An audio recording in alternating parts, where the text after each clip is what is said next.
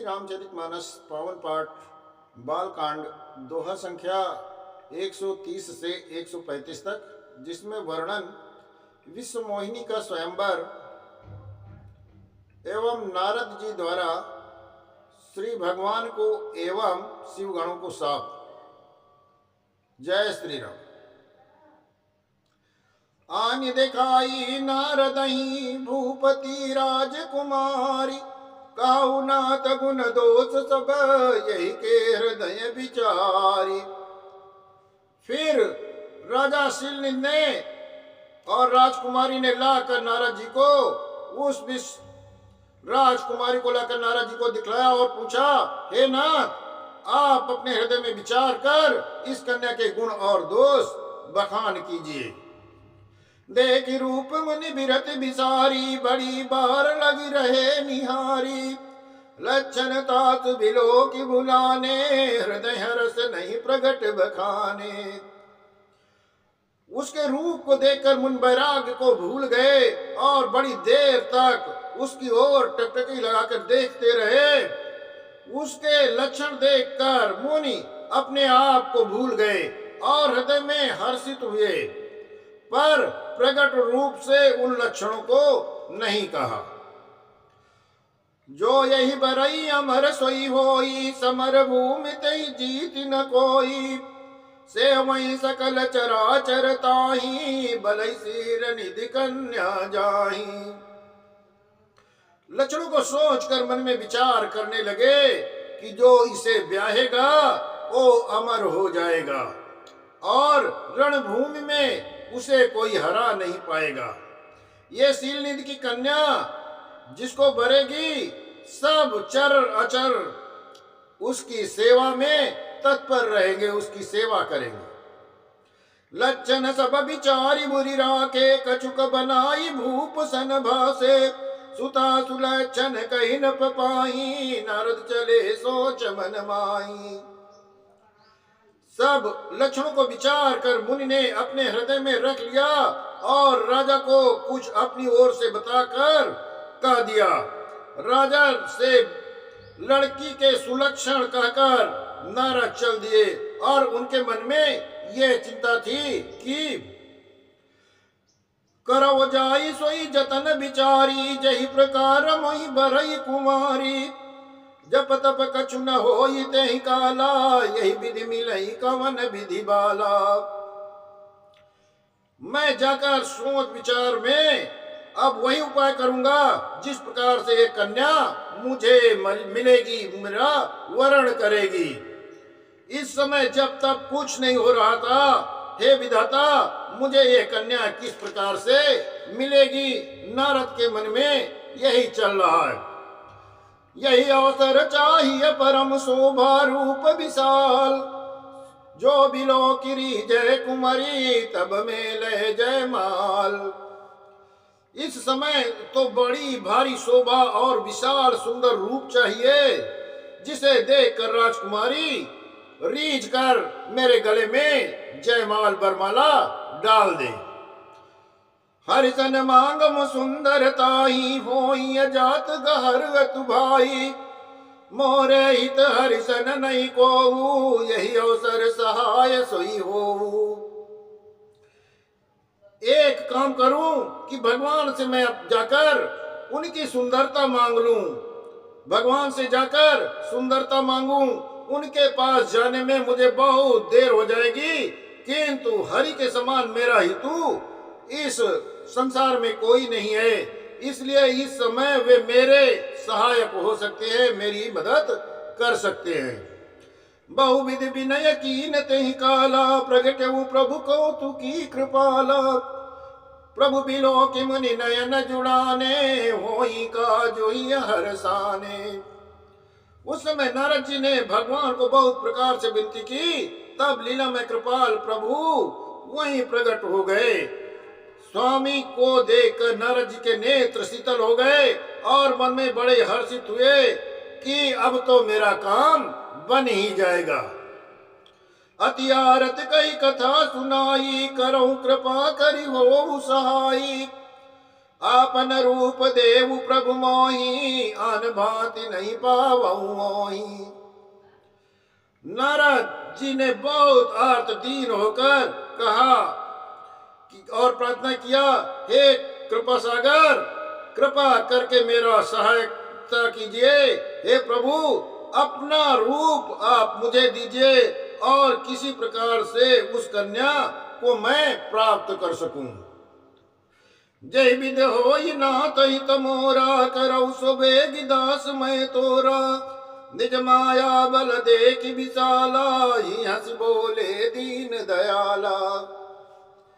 हे नाथ, जिस प्रकार से मेरा हित हो, मैं आपका दास हूं, आप वैसा ही काम कीजिए जिससे मेरा कल्याण हो। अपनी माया विशाल बल देख दीन दयाल मन में हंसकर बोले, जय विद होई परम हित नारद, सुनऊ तुम्हार।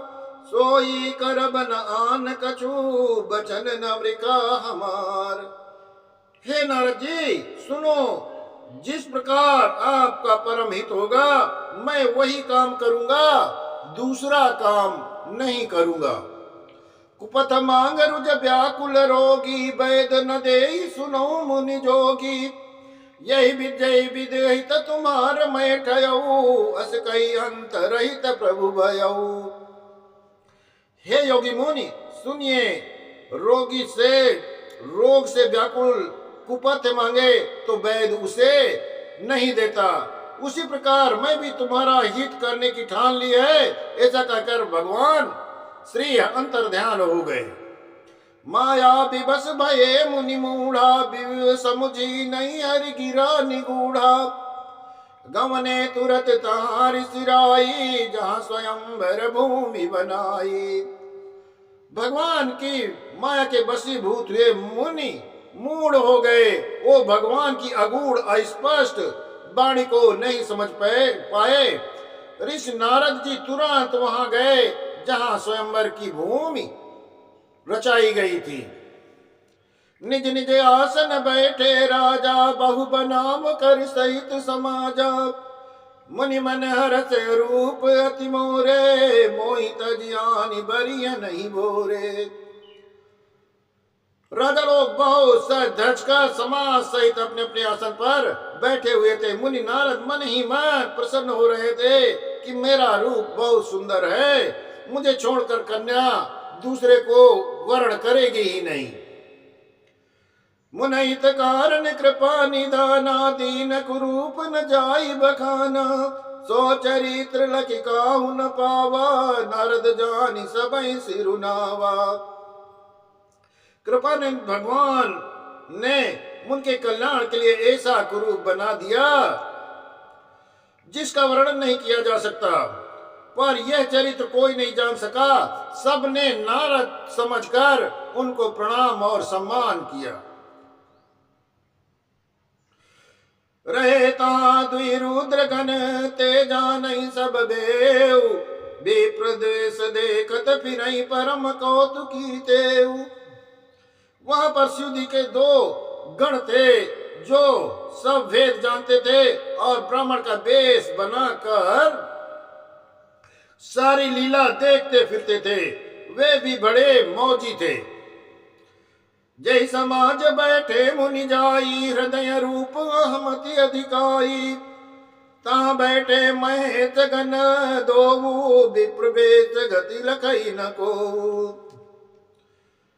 नारद जी अपने मन में रूप का बड़ा मान लेकर जिस समाज में बैठे थे, शिव जी के दोनों गण भी वहीं बैठ गए। ब्राह्मण के वेश में होने के कारण उन चालाकों को कोई पहचान नहीं सका। करई कूट नारद सुनाई, नीक दीन हरि सुंदरताई। रिजई राज कुंवर छवि देखी, इनहि बरिय हरि जानि विशेषी। वे नारद को सुना कर व्यंग वचन कहते थे कि भगवान इनको अच्छी सुंदरता दी है। इनकी शोभा देखकर राजकुमारी रीझ कर और हरि अर्थात बानर समझकर इन्हीं को वर्ण करेगी। मुनि मोह मन हाथ पर आए, हसई शंभु गण अति सचु पाए। जदपि मुनि मुनि अटपट बानी, समुझ न परई बुद्धि भ्रमशानी। नारद मुनि को मोह हो रहा था, क्योंकि उनका मन दूसरों के हाथ माया के बस में था। शिव जी के गण बहुत प्रसन्न होकर हंस रहे थे।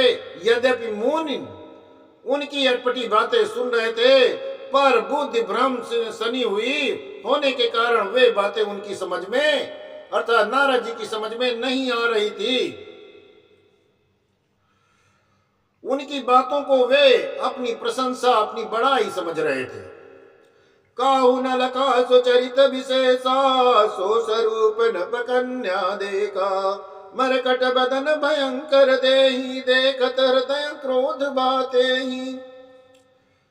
इस चरित्र को किसी ने नहीं जाना, केवल राजकन्या नारद जी का वो रूप देखा। उनका बंदर सा मुंह और भयंकर शरीर देखते ही कन्या के हृदय में अत्यंत क्रोध उत्पन्न हो गया। सखी संग लय कुंवर तब, चली जनुराज मराल। देखत फिरई महीप सब, कर सरोज जय माल।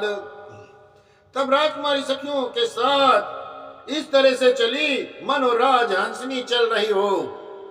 वो अपने कमल जैसे हाथों में जयमाला लिए हुए राजाओं को देखती हुई घूमने लगी।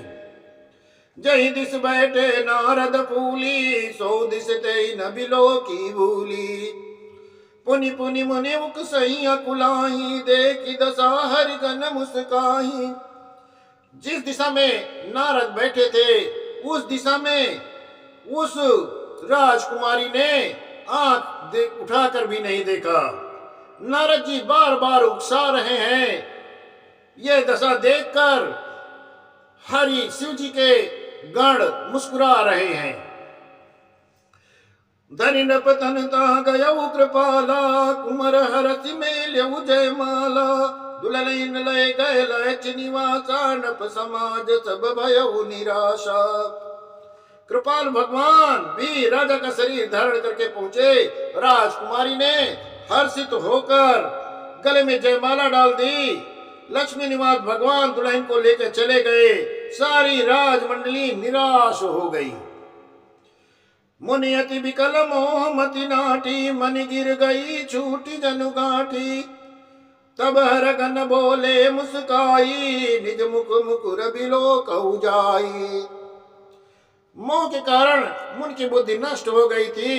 इससे राजकुमारी गई देख बहुत ही विकल हो गए, मानो गांठ से छूटकर मर गिर गई हो।